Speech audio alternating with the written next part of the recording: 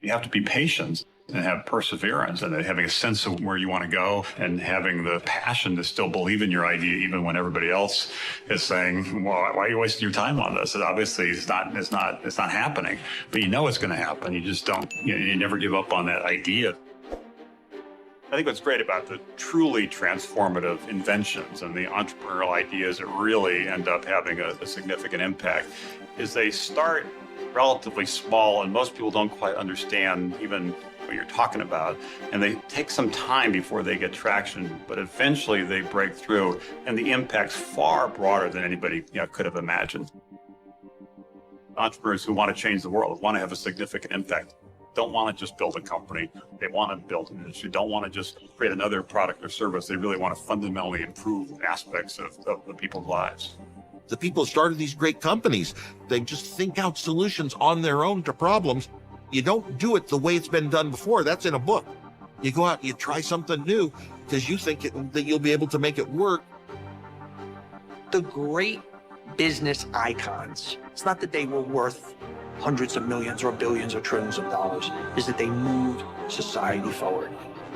Whatever their motivations, whatever it was, they being here and their lust for success, for power, for money, for fame, moved us forward. Every great business leader I've ever met, in addition to being very smart, very driven, they have this, why not me? Screw it, I deserve it, let's go. And if you don't have that, you can't achieve greatness. With all the great entrepreneurs, it was a mix of believing in an idea, but they also recognized that they had to do some things to take that idea and make it real. It probably comes early in an entrepreneur's life where you realize you're willing to do things in the business world that other people aren't willing to do. Everybody has got ideas and everybody's got ambitions, but most people aren't willing to cross that line. And I think an entrepreneur that's successful, that's your nature. Wherever there's change, wherever there's uncertainty, there's opportunity.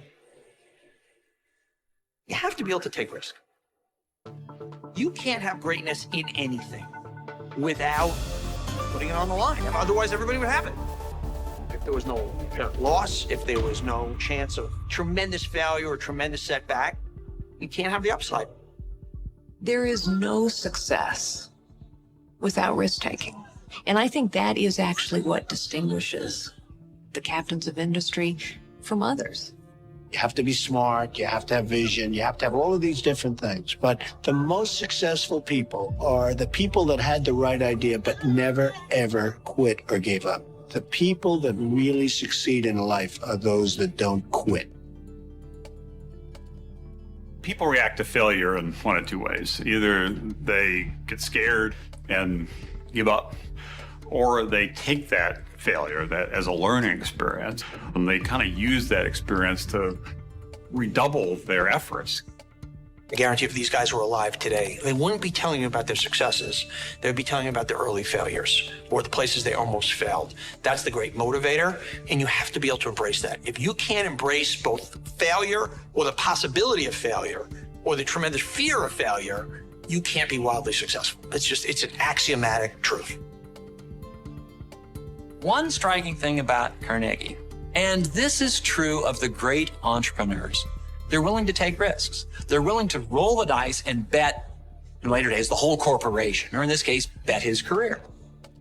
Most people are too busy looking on the outside to really check what their barometers say inside. So as an entrepreneur, if you look inside, you'll find things that they all need that could become immensely popular if someone had the courage to promote it or to build it.